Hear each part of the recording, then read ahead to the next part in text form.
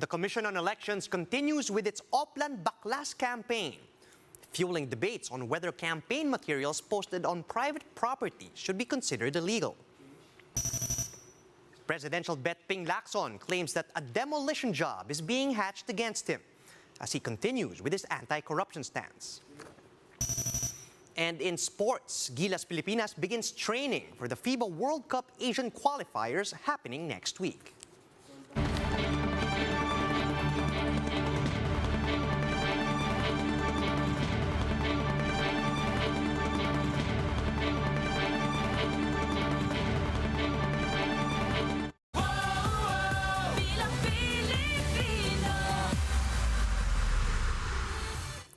Focused and fearless. Here's a roundup of stories we're watching now.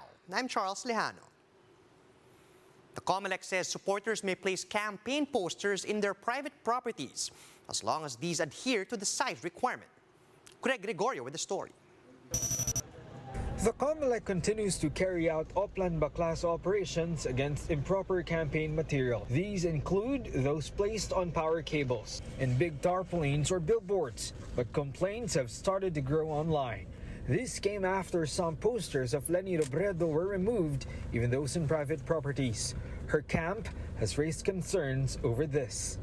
Ito ay mga ordinaryong mamamayan na sumusuporta at o nagpapahayag ng suporta para sa kay VP Leni at sa kanyang ticket.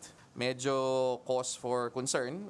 Election lawyer Romulo Macalintal has accused the Comelec of abusing its power and discretion. For him, the move could be considered unconstitutional. The campaign posters are the properties of the owners who posted them on their private properties. Therefore, the right to use the said property is protected by the said provision of the Constitution. Retired Comelec Commissioner Rowena Guanzon called for a review of the policy, citing a court ruling saying campaign materials in a private property cannot be removed by the poll body. But Comelec spokesperson James Jimenez said there are conditions. Even though the Comelec allows the posting of materials on private property, it is still with the caveat that size requirements have to be adhered to.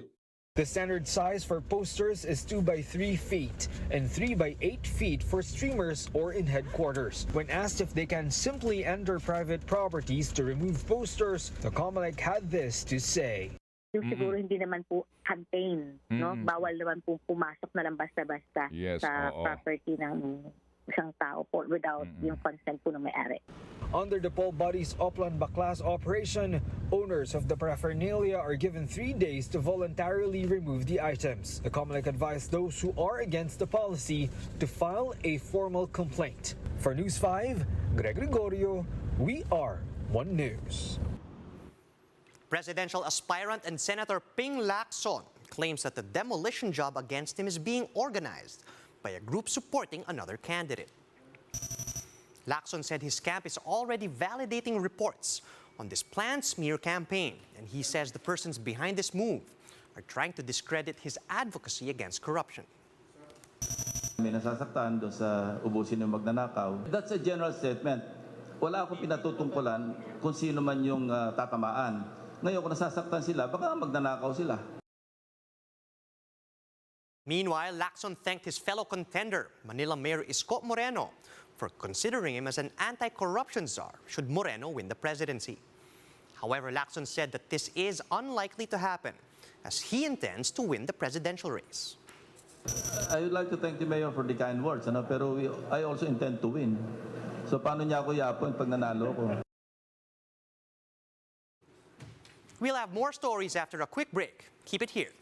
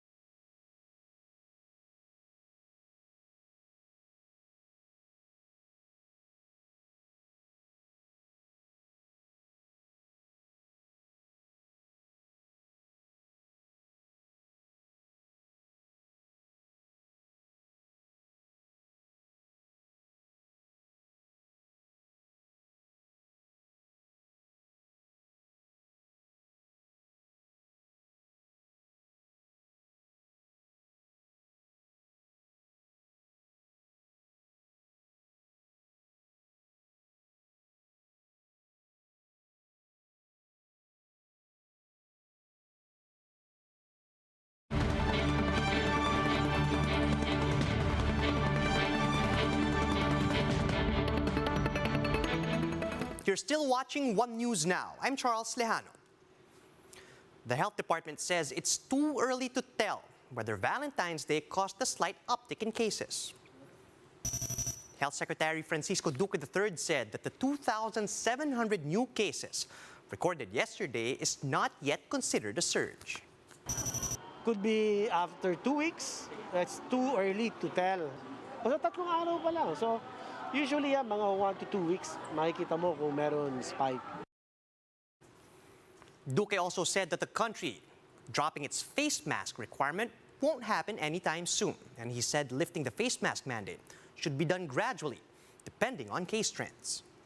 Kung sakasakaling gagawin niya, hindi basta na lang, tatapon mo na lang yung mask mo, ganun-ganun na lang. Hindi. Meron pa rin mga risk-based mask use later on. Lalo na ngayon, dahil may campaign season.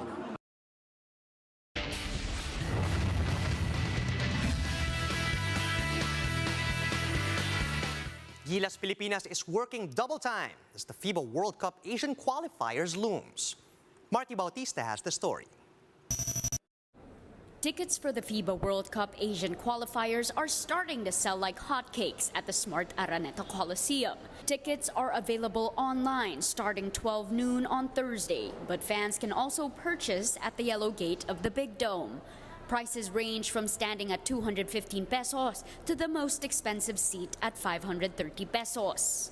Gilas Pilipinas started their training at the venue on Wednesday. 30 Ravenna, one of the Gilas pool members, watched the PBA games before the training session. For him, it was a chance to study how some of his would-be teammates play. The Gilas core is composed of TNT Katropa members. Also, kasi hindi pa sila masyado nakapag-practice with us since they're with Talk and Text as well. I kinda see what their game is like. Baka magka-idea ako kung paano, kung ano yung kailangan kong gawin para makatulong sa kanila at makatulong sa team sa upcoming qualifying tournament. Robert Bolek, who's also part of the pool, is ecstatic to be playing for the national team once again. Bolek first played for Gilas in the 2019 FIBA World Cup in China. As per the IATF guidelines, only fully vaccinated people aged 12 and above will be allowed inside the venue. Upon entrance, fans are required to present their vaccine cards, QC pass, and a government ID. Face masks are a must inside Araneta, while food and drinks are not allowed.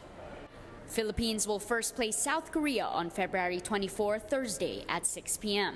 This will be followed by matches against India and New Zealand on February 25 and 27. For News 5, Marty Bautista. We are One News. For more updates, visit News 5, the Philippine Star and Business World online. Do visit our website, onenews.ph, for more in-depth analysis. And you can also catch One News on Signal Play. Register for a free account at www.signalplay.com so you can stream One News live anytime, anywhere. Mask on, wash hands, and stay safe, Philippines. I'm Charles Lejano. We're One News.